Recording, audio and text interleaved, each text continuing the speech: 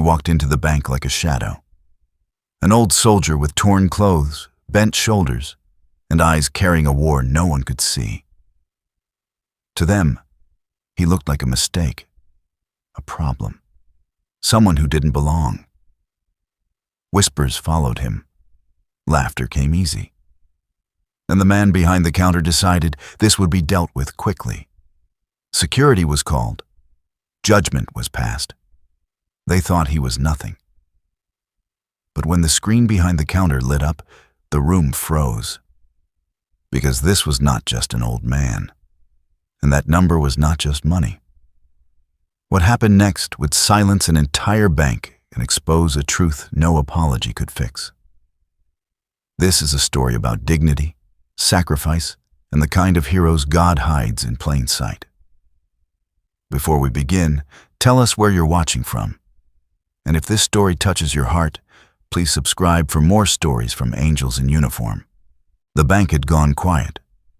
Not the peaceful kind of quiet, but the kind that presses against the ears, the kind that follows a mistake that cannot be taken back. The digital screen behind the counter had just refreshed, its pale blue glow casting an unnatural light across polished marble floors and the rigid faces of people who, seconds earlier, had been comfortable, distracted, secure in the small certainties of their own importance.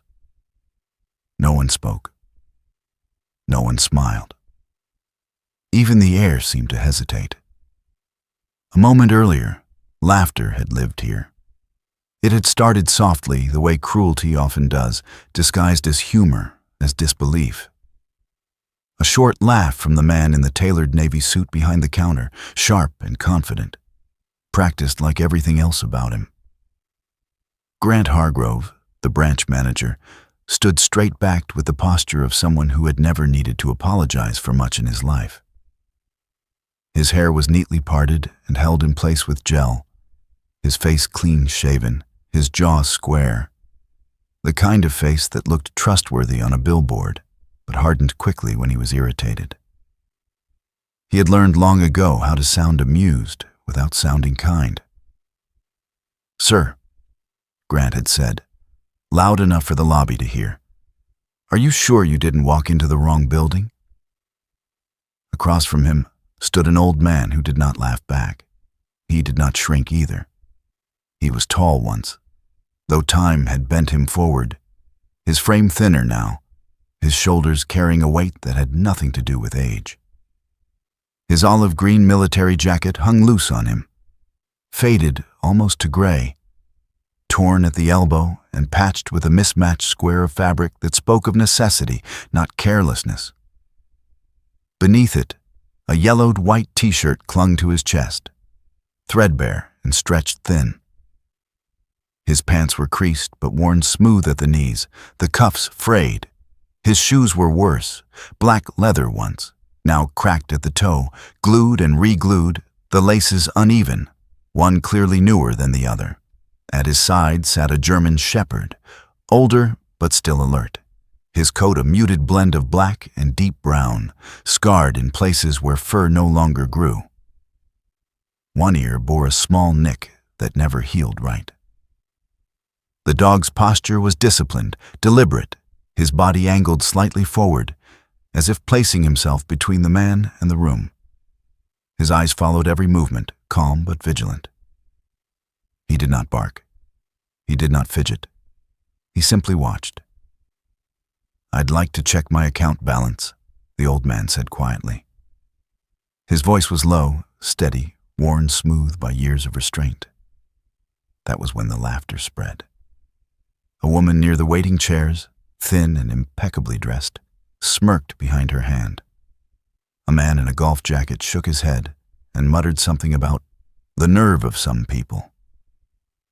The sound rippled outward, not loud, not wild, but unified enough to sting.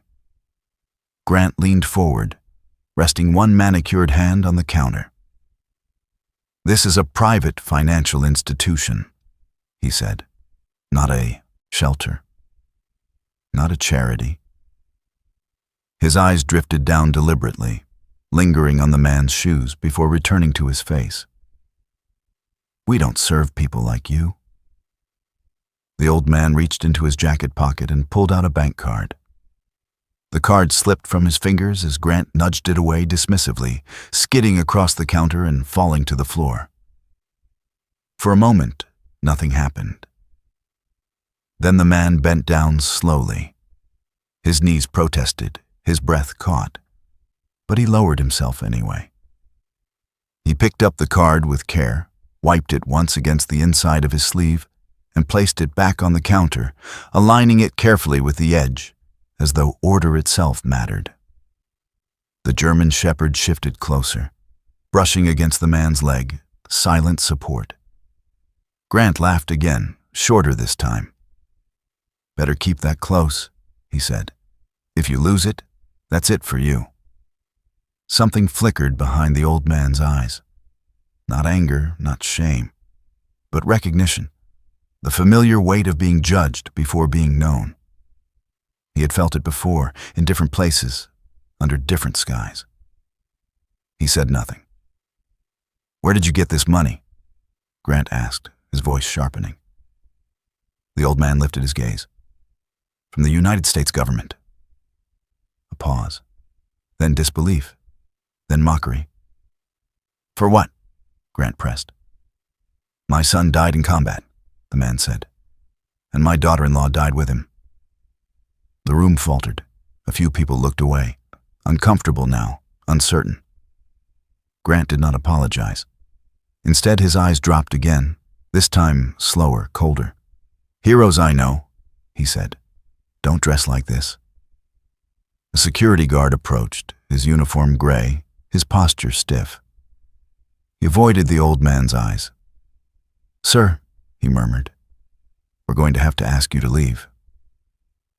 The dog's ears lifted slightly. The man rested a hand on his head, grounding both of them. And then the screen behind the counter refreshed again. This time, no one laughed. Grant stepped back half a pace, his confidence stuttering. The woman near the chairs stiffened. The guard froze. The old man did not look at the screen. He looked at the people instead. "Before you saw that number," he said softly, "you already decided who I was." He turned away, his movement slow but deliberate, his dignity intact despite the room's sudden shame. And as he walked toward the door, one thought echoed through the lobby like a quiet reckoning. If that had been your father standing there, would you have laughed? If this story touched your heart, remember that miracles often arrive disguised as humility, and justice sometimes walks in wearing worn shoes. Like, share, comment, and subscribe to Angels in Uniform. And may God remind us that every soul carries a story worth honoring. The memory returned to him the way old wounds do, without warning and without mercy. After the bank doors closed behind him, after the marble and the laughter and the silence were swallowed by distance, the old man's mind slipped backward to a quieter street, a smaller house, a door that had once known how to open to voices instead of uniforms.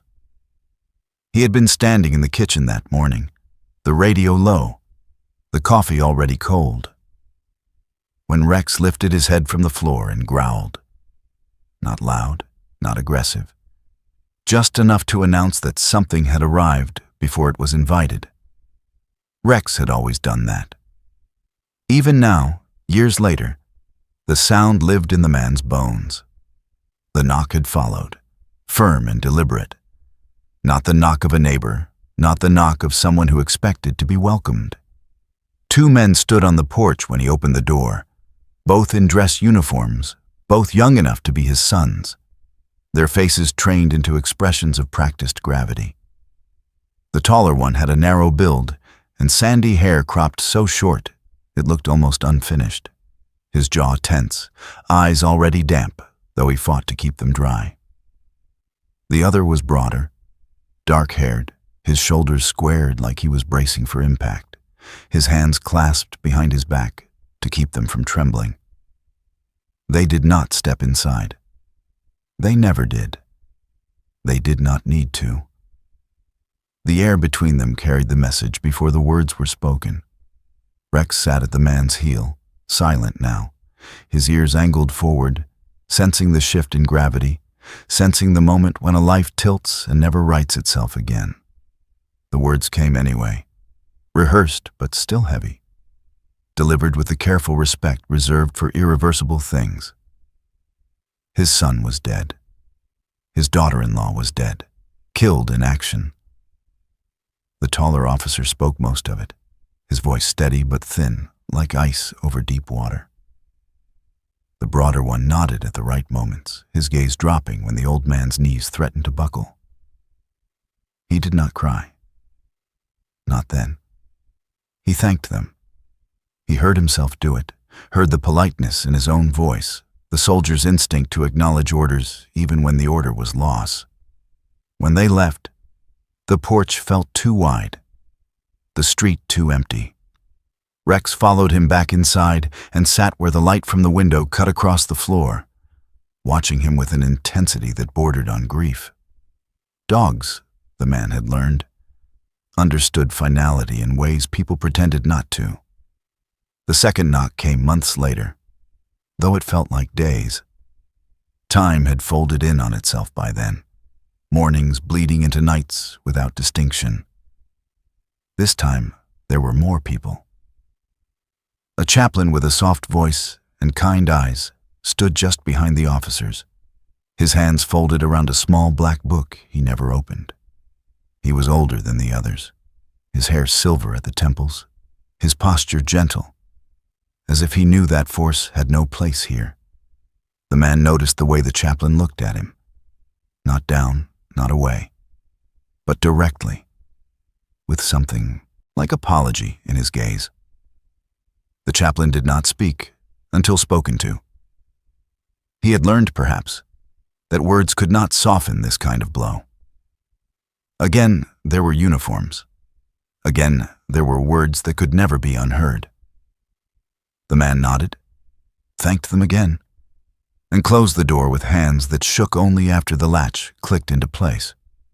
Rex pressed his head into the man's thigh and stayed there, grounding him, anchoring him to the floor when the walls threatened to drift away. The funerals blurred together in his memory, not because they lacked importance, but because they carried the same weight, the same unbearable symmetry.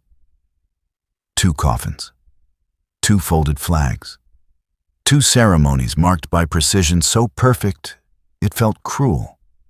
The flags were folded by young hands that had practiced the motion countless times, the blue triangles forming clean and exact, the stars disappearing one by one until only a small constellation remained.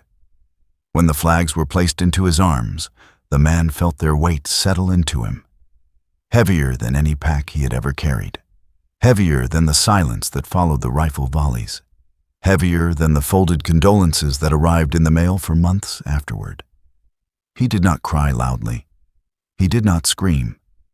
He stood there, spine straight out of habit, jaw clenched until it ached, absorbing the moment because there was nothing else left to do. Rex lay at his feet during both services, unmoving, his body pressed to the ground as if he could hold the earth steady. After the second funeral, the house changed. Not physically at first, but in the way sound behaved inside it. Doors closed differently. Floors creaked with accusation. The spare room stayed untouched, the bed still made, the photographs still facing outward like witnesses. The man stopped cooking full meals. He stopped fixing things unless they were broken beyond ignoring. Time passed, though he could not say how much. He lived because that is what soldiers do when they survive. They live, even when living feels like a betrayal. Rex aged quietly beside him, his muzzle graying, his steps slowing, his loyalty never wavering. They learned each other's rhythms again. 2 survivors in a house that remembered voices neither of them would hear again. Somewhere between those years and the day at the bank, something in the man's understanding of the world shifted.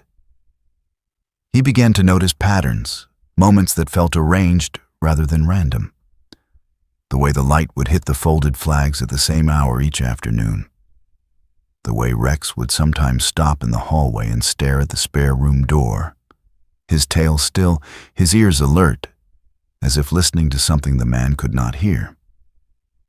Once in the middle of the night, Rex rose suddenly and went to the front door, sitting there in silence until the man joined him, both of them facing the darkness outside, both of them aware of a presence that never quite revealed itself. It was not fear that filled those moments. It was something quieter, something like remembrance, something like being watched over. That was the re-hook, though he did not know the word for it then. The sense that loss did not end stories, that some ledger existed beyond what banks and governments could calculate. The sense that sacrifice left an imprint the world could not erase, no matter how often it tried to look away. It was a feeling that stayed with him, followed him into public places, into moments of humiliation, into rooms where people judged him by his shoes instead of his spine. It was the reason he did not argue in the bank. It was the reason he did not raise his voice. He had already learned that truth did not need volume to endure. The house eventually grew quieter still. Friends stopped calling, unsure what to say. Neighbors waved from a distance, sympathy turning into awkwardness, awkwardness into absence. The man did not resent them. People fled pain when they could not fix it. He had done the same once, long before the uniforms came to his door. He kept the flags where he could see them every day, not displayed proudly, not hidden away, simply present, like scars that did not need explaining. He lived simply. He slept lightly. He listened when Rex listened. And when the day came that he walked into the bank, it was not for money, not for validation, not even for justice. It was for assurance. Assurance that the world had not completely forgotten what those flags meant. War, he had learned, did not kill him. It left him alive to remember.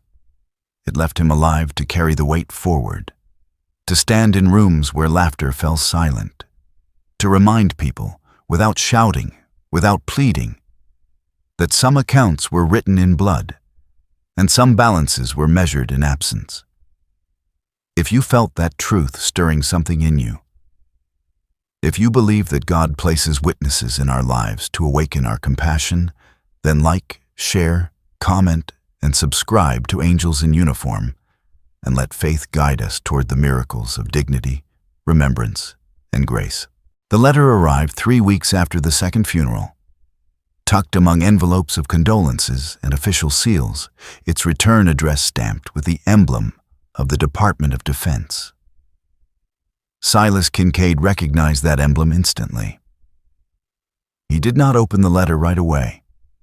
He placed it on the small kitchen table beside the folded flags, poured himself another cup of coffee he would not finish, and sat down across from Rex as if the dog might read it first and decide whether it was safe.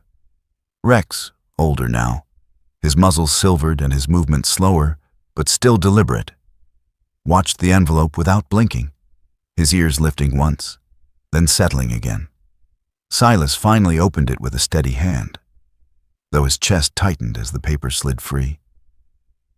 The language inside was formal, careful, almost gentle in its precision. It spoke of benefits, of entitlements, of life insurance policies activated upon death in service, of survivor compensation and accrued pay. It spoke as if lives could be summarized in bullet points and balances. Silas read it twice, not because he did not understand, but because understanding felt like another kind of loss.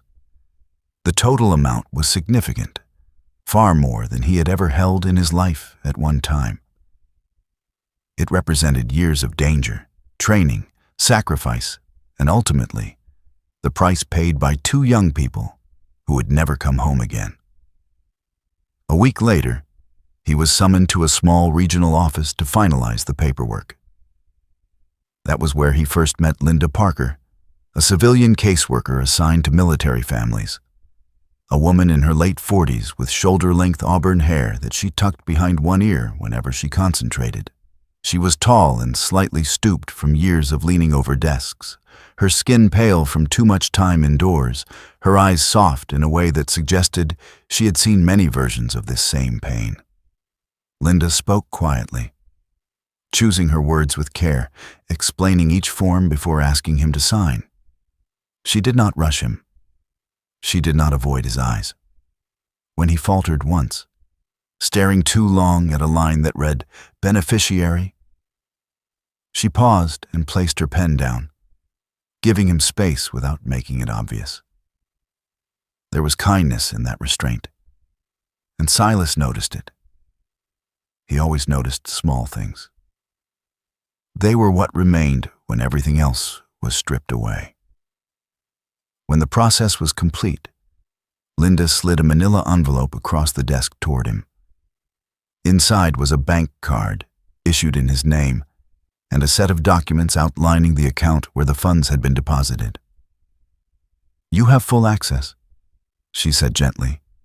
"It's yours, legally and completely." Her voice held no judgment, only confirmation. Silas nodded. He thanked her. He folded the envelope carefully and placed it inside his jacket, next to his chest, where it would remain for years. Rex waited outside, lying in the shade, rising only when Silas appeared, tail moving once in quiet acknowledgement. From that day on, nothing in Silas's life changed outwardly. He did not move. The house remained small and silent. The roof still leaked in the same corner during heavy rain.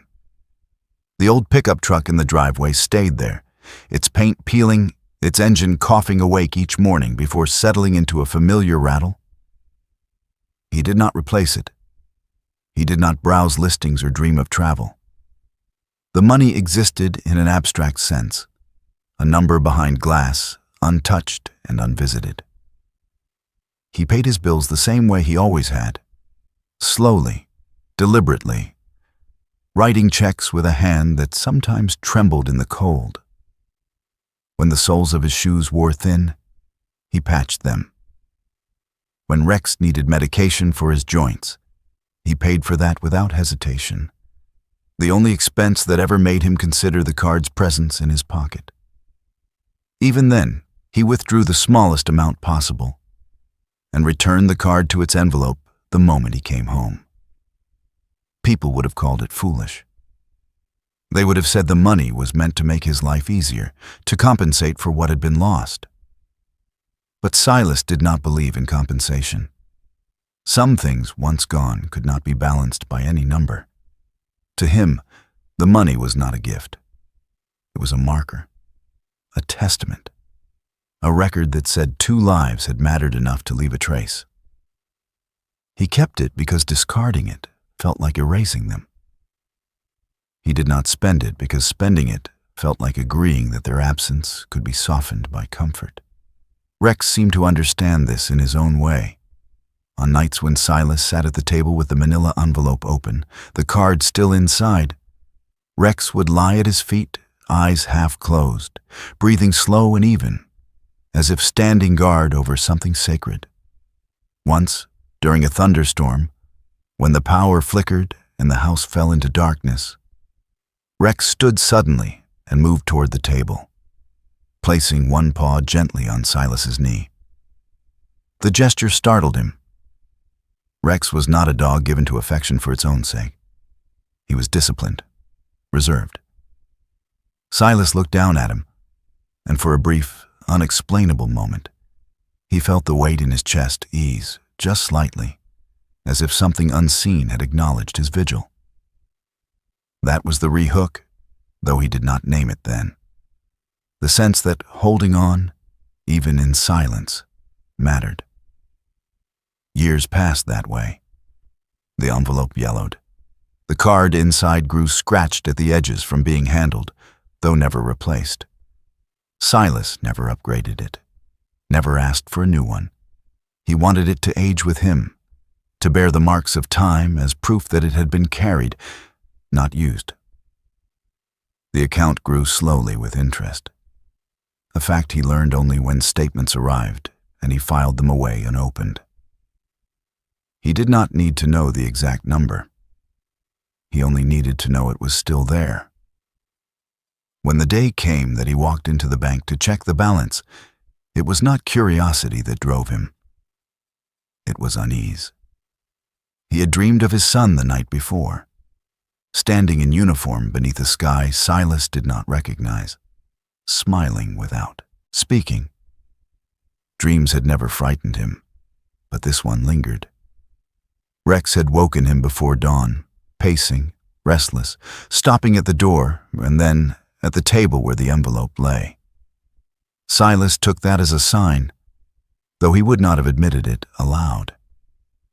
He believed in preparation, not superstition, but years of loss had taught him that some messages arrived without explanation. He decided he needed to see the number, to confirm that the record still existed, that the world had not quietly erased what it owed. As he buttoned his jacket and slipped the envelope into its place, he spoke aloud, more to Rex than to himself. "I'm not keeping money," he said. "I'm keeping a promise." Rex looked up at him, eyes clear, tail still, and followed him to the door without hesitation. The promise did not need to be explained. It was already understood. If this chapter moved you, if you believe that God sometimes entrusts us with burdens not to break us, but to shape us, then like, share, comment, and subscribe to Angels in Uniform. And let faith remind us that miracles often live quietly in the choices we make when no one is watching. The automatic doors parted with a muted hiss, and Silas Kincaid stepped inside as if entering a room that had already made up its mind about him. The bank smelled faintly of disinfectant and polished stone, a sterile calm that belonged to people who believed money was proof of worth. His shoes touched the marble first. Cracked leather, uneven laces, soles worn thin by years of refusal to replace what still carried him forward. He felt the first glance land there, then another, the way eyes drift when they believe themselves unseen.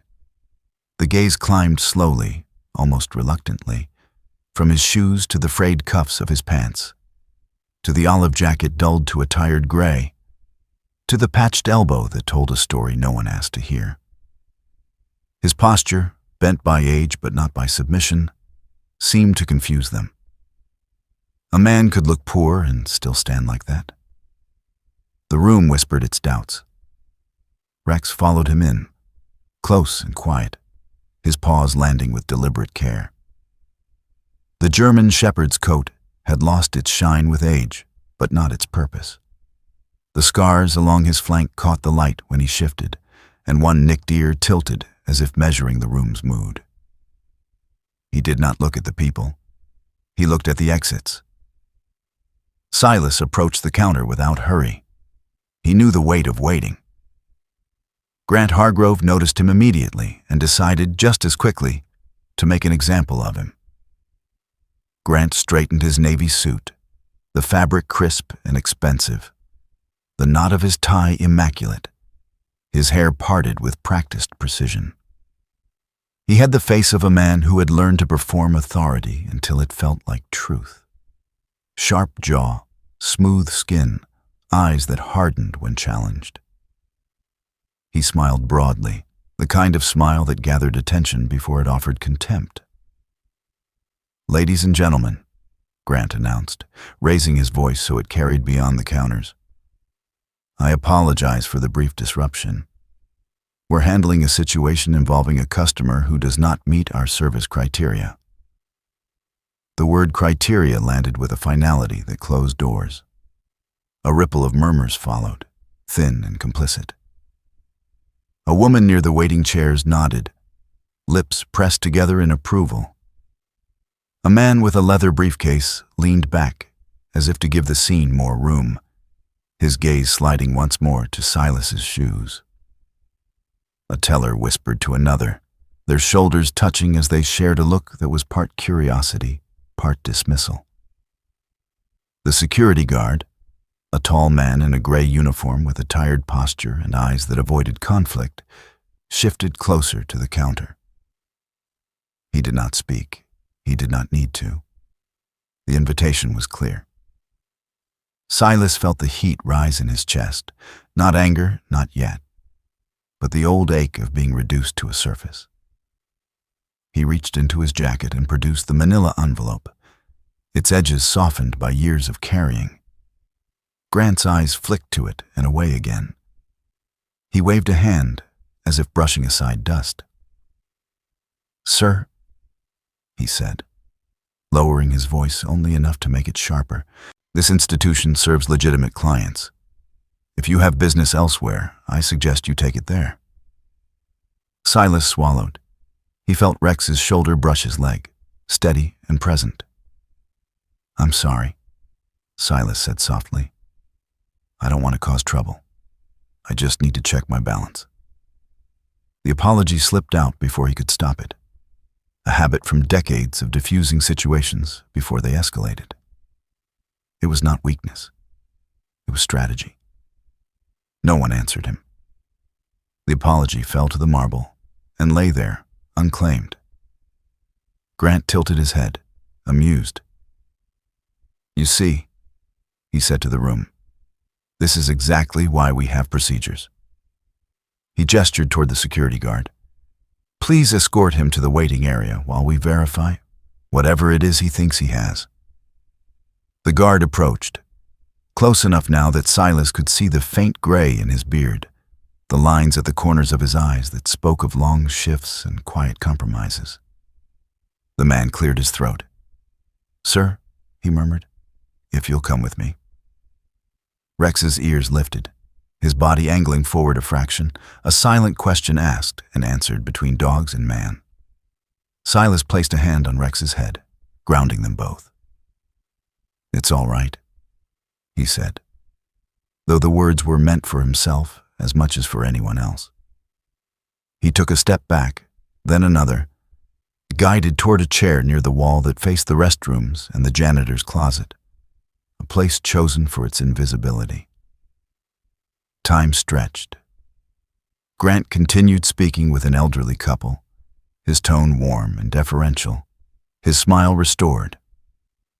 A teller brought him coffee in a porcelain cup. Laughter bubbled up near the windows and died when it reached Silas's corner.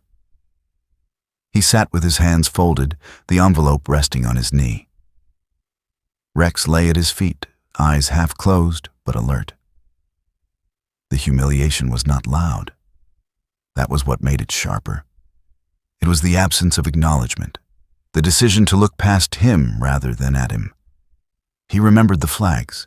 He remembered the weight. He reminded himself to breathe. Then the rehook arrived quietly, as it always did. Rex lifted his head and stared at the glass doors, tail still, body tense. No one was there. The automatic doors did not open. And yet Rex watched, unwavering, as if someone stood just beyond sight. Silas felt a chill trace his spine. He followed Rex's gaze and felt, without logic, without reason, the presence of the past pressing close. The memory of boots on a porch. The memory of folded blue triangles. The feeling did not frighten him. It steadied him. He straightened slightly in his chair, spine remembering itself. Grant noticed the movement and frowned. He strode over, annoyance creeping into his polished tone. "Sir, you'll need to remain seated," he said. "We're doing you a courtesy." Silas met his eyes for the first time since being directed away. There was no challenge in his gaze, only clarity. "I understand," Silas replied. "I won't take long." Grant snorted softly. "We'll see." He turned to the guard. "If he causes any more disruption, remove him."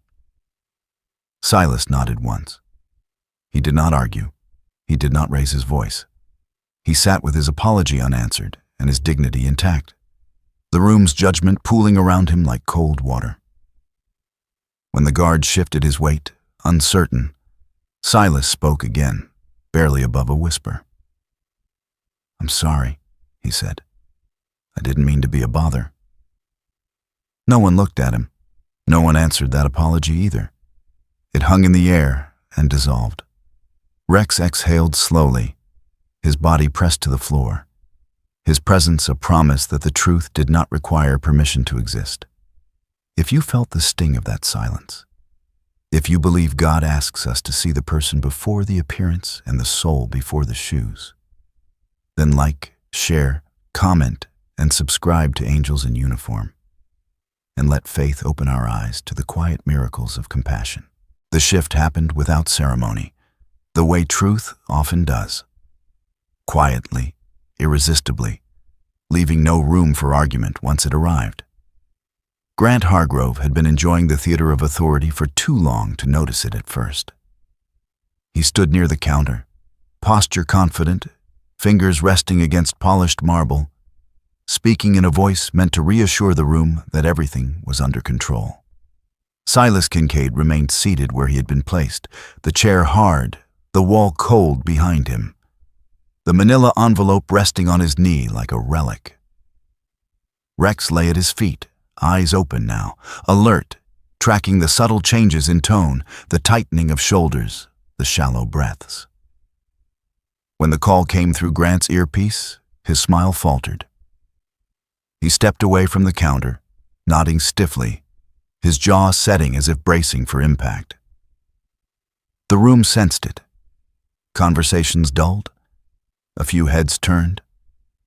Grant returned moments later with a woman walking beside him, her heels clicking softly but decisively against the marble. The sound of someone accustomed to rooms making space. Her name was Marianne Cole, the Regional Operations Director. And she carried herself with the calm authority of someone who had learned the cost of mistakes early and never forgotten it. She was in her early 50s, tall and straight-backed, her silver-streaked hair pulled into a neat bun that emphasized the sharp planes of her face. Her eyes were a clear gray, observant and unsentimental, her expression composed in a way that suggested empathy without indulgence. She wore a charcoal suit that fit impeccably, not flashy, not soft, the uniform of someone who valued competence over spectacle. Marianne did not smile when she entered. She did not need to. Her presence alone drew the room inward, as if the air had thickened around her.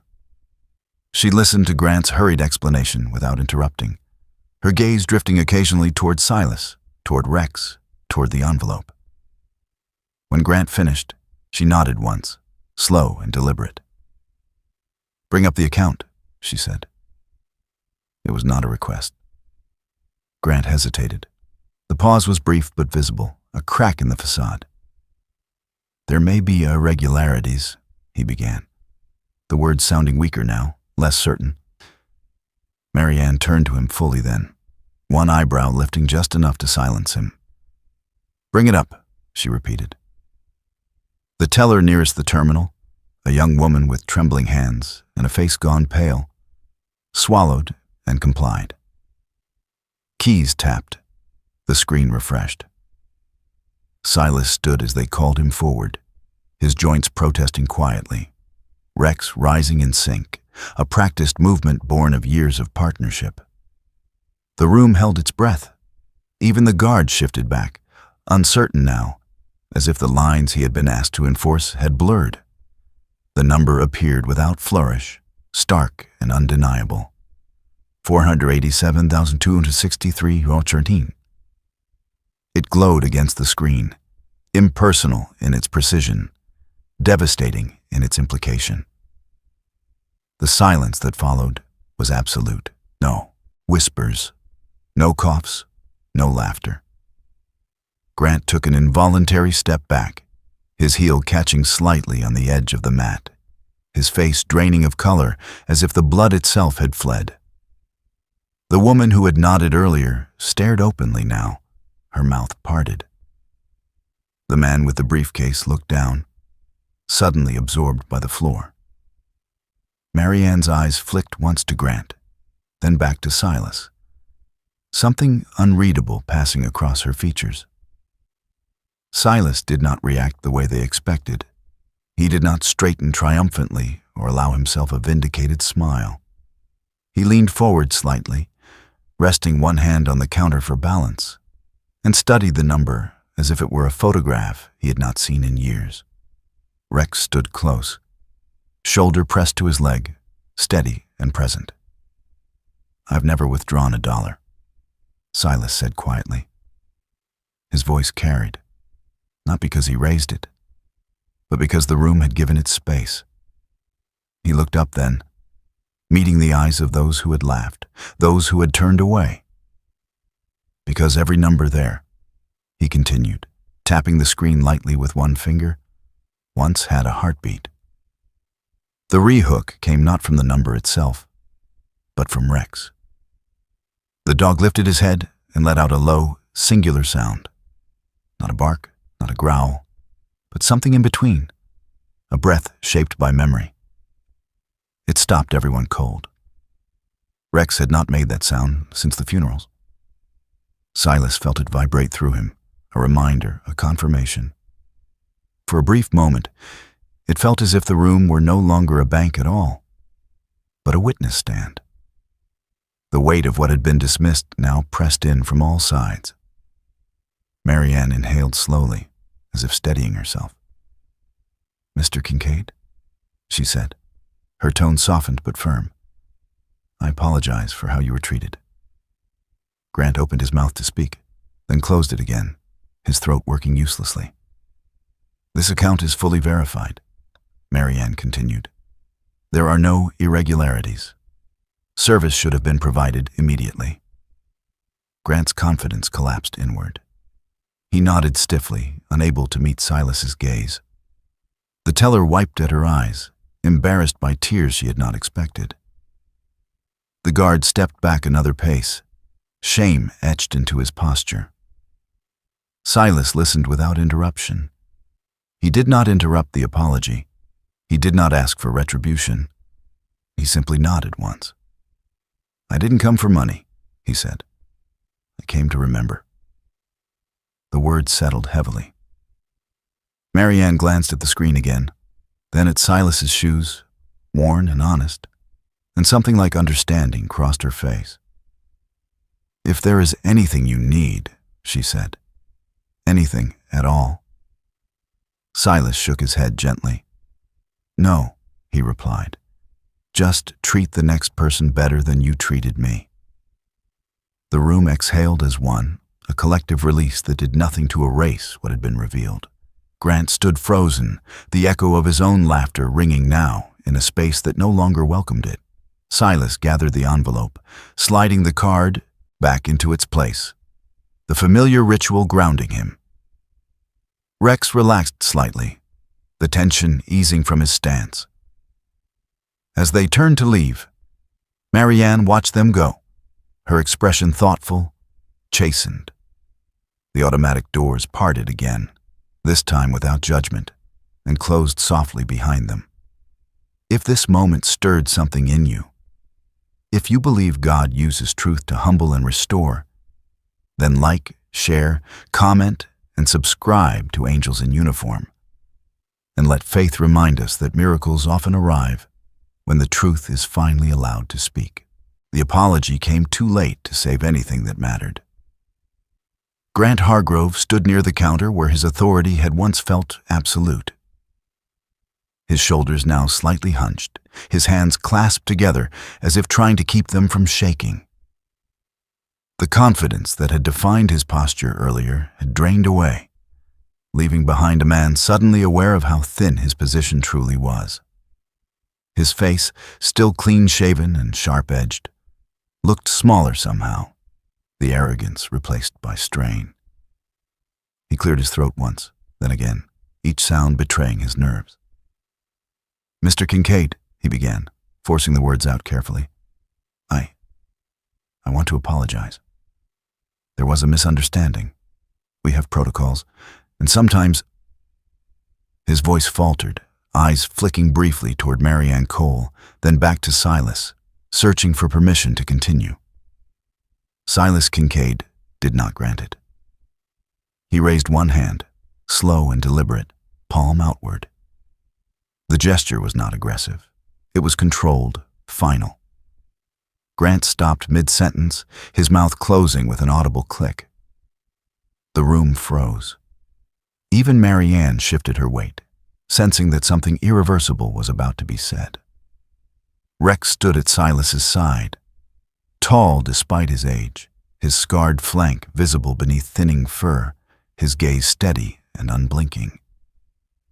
He did not look at Grant. He looked at the people beyond him, the witnesses who had remained silent when silence was easier than courage. Silas's hand remained raised for a moment longer, then lowered to rest against the counter. His fingers were rough, the skin cracked from years of weather and work, nails trimmed short out of habit. When he spoke, his voice was calm, almost gentle, but it carried a gravity that pressed into every corner of the lobby. "If today," he said, pausing just long enough for the words to sink in, "I hadn't had that number on the screen, would you have believed me?" The question hung in the air like a verdict waiting to be delivered. No one answered. Grant's eyes dropped to the floor. A teller stared at her hands. The guard swallowed hard, his jaw tightening as if bracing for a blow he could not dodge. Silas continued, his gaze drifting slowly across the room, meeting faces one by one. "My life," he said, "was built on service. I wore a uniform most of my adult years. I learned early that trust isn't asked for. It's earned." He rested his hand briefly on Rex's head, the dog leaning into the touch with quiet loyalty. "My son earned it," Silas went on. "My daughter-in-law earned it. They stood where they were told to stand. They went where they were told to go. And they didn't come back." His voice did not break. That was what made it unbearable. They were heroes long before anyone wrote a check. A woman near the window wiped at her eyes, embarrassed by tears she had not planned to shed. The man with the briefcase shifted uncomfortably, the leather creaking under his grip. Marianne watched Silas closely, now her composed expression softening into something like respect mixed with regret. Grant remained silent, his earlier authority reduced to a fragile shell. Silas nodded once, as if acknowledging an internal truth rather than the room. "I didn't need anyone to believe me today," he said. "I already knew who I was." He straightened then, spine aligning out of habit, a soldier's posture returning without effort. "My life was that of a hero. My children's lives were too. And yet today," he added, letting the words fall with measured weight, "I was humiliated." That was the rehook, though no one would have named it then. Not a twist of plot, but a twist of conscience. Rex lifted his head and looked directly at Grant for the first time, his dark eyes steady, assessing. It was not aggression that lived there, but judgment without cruelty. Grant flinched just slightly, as if the dog had spoken aloud. In that instant, something shifted, not just in Grant, but in the room itself. The truth no longer belonged to the bank. It belonged to the silence they had all shared. Silas gathered the manila envelope and slid the card inside with the same care he always used, aligning its edges, smoothing the worn paper with his thumb. He did not wait for permission. He did not look for acknowledgement. He turned toward the exit, Rex moving with him in perfect sync, their steps measured and unhurried. Marianne stepped forward as if to say something, then stopped herself, recognizing that nothing she offered now could change what had already been revealed. Grant remained rooted where he stood, his apology unfinished, his authority hollow. As Silas reached the doors, he paused once, not to look back, but to speak again. "Heroes don't need to be believed," he said quietly. "They just need to be remembered." Then the doors opened, and he walked out, leaving behind a room full of people forced to confront the cost of their assumptions. If this chapter stirred your conscience, if you believe God places moments like this before us to test our hearts, then like, share, comment, and subscribe to Angels in Uniform. And let faith remind us that miracles begin when we choose dignity over doubt. Silas Kincaid stepped out of the bank and into the afternoon light without looking back. The automatic doors slid shut behind him with a soft, indifferent sound, as if nothing of consequence had just occurred inside. The sun hung low enough to cast long shadows across the sidewalk, stretching his silhouette thin and elongated, the shape of a man who had carried more years than most could imagine. His jacket fluttered slightly in the breeze, the frayed edges lifting and settling again, and his worn shoes met the concrete with the same steady rhythm they always had. Rex walked beside him, close enough that their shoulders nearly touched, his gait slower now, joints stiff but spirit unbroken. The dog's ears rotated once, instinctively checking the world behind them, then faced forward again. Whatever had happened in that building was over. Whatever remained would be carried elsewhere. Inside the bank, life resumed with unsettling speed. Conversations restarted in half-finished sentences. Phones rang. A printer hummed to life. The elderly couple returned to their paperwork, hands shaking slightly as if the room itself had unsettled them. The teller wiped her face and focused on her screen, cheeks still warm with embarrassment. The security guard returned to his post near the wall, posture rigid, eyes fixed straight ahead, replaying moments he wished he could rewind. Grant Hargrove remained near the counter, unmoving for several seconds after Silas left, his reflection staring back at him from the polished surface. He looked older now, his sharp features dulled by something like recognition. When he finally turned away, it was with the stiffness of a man trying to outrun his own thoughts. Marianne Cole lingered near the terminal, reviewing notes she did not truly need to read. Her gray eyes lifted occasionally toward the door, then away again. She had overseen countless incidents in her career, failures and corrections measured in metrics and policy changes. This one felt different. It had not broken a rule. It had revealed a flaw. She knew, with uncomfortable clarity, that no training module could erase what had just been exposed. The bank had returned to its rhythm, yes, but something beneath that rhythm had cracked. The building still stood, the marble still gleamed, but the question remained, heavy and unresolved. Outside, Silas paused at the edge of the parking lot, not because he was uncertain, but because Rex had stopped. The dog stood still, head lifted, nostrils flaring slightly, as if catching a scent carried on memory rather than air. His tail did not wag. His body did not tense. He simply stood there, listening to something only he could hear. Silas waited, patient as always. He had learned long ago that silence often spoke more truth than noise. After a moment, Rex turned his head and looked up at him, dark eyes steady, ancient in their understanding. Silas felt a familiar pressure behind his ribs, not pain exactly, but the ache of connection, to the past, to the absent, to the quiet witnesses who never stopped watching. That was the rehook, the final one, arriving not with drama, but with stillness. A woman walked past them on the sidewalk, mid-30s, athletic build, hair pulled into a tight ponytail, earbuds in her ears. She glanced at Silas briefly, her eyes flicking to his shoes, then to Rex, then back to her phone. She slowed, hesitated, and then, almost without realizing it, removed one earbud. "Sir," she said, her voice tentative but sincere. "Are you all right?" The question caught Silas off guard. He looked at her, really looked this time.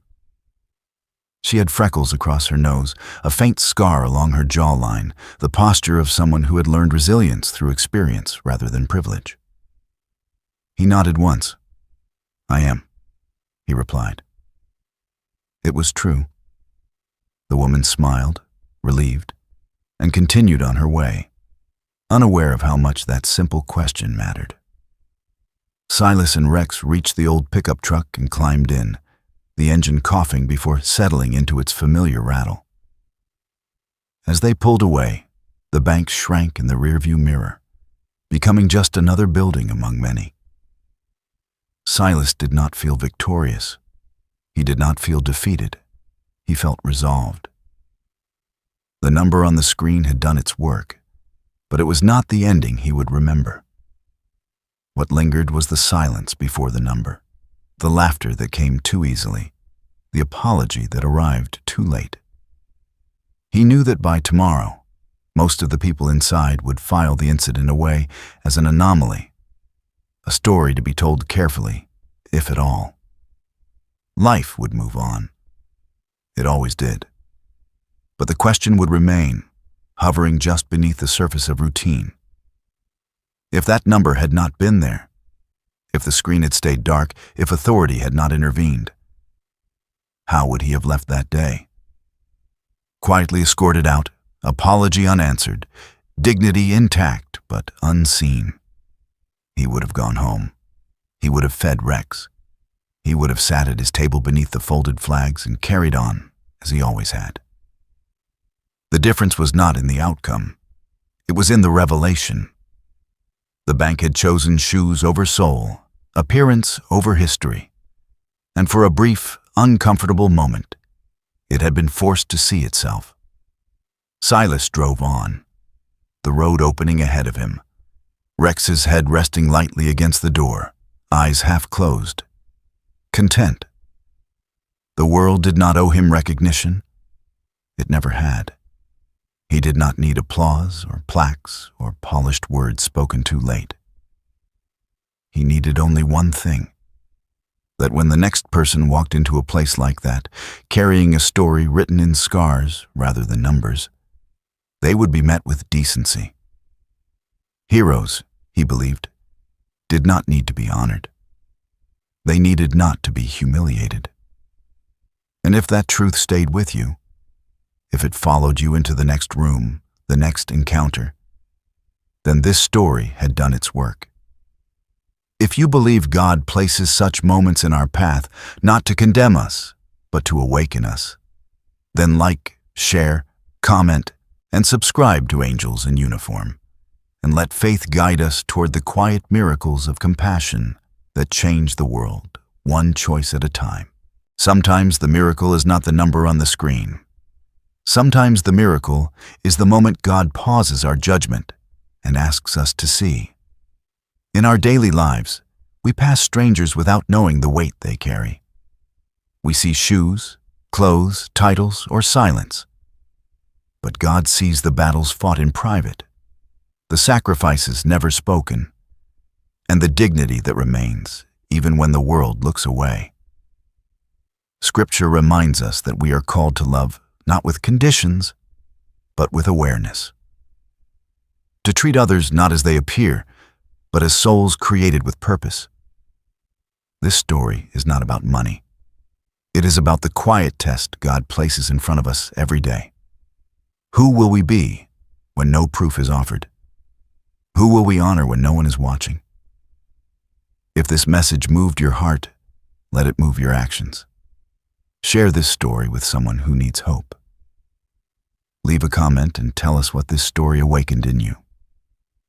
Subscribe to Angels in Uniform so more voices of dignity, faith, and sacrifice can be heard. And may God bless every viewer, protect those who serve, comfort those who grieve, and remind us all that the greatest miracles often arrive disguised as ordinary moments, waiting for us to choose compassion. Amen.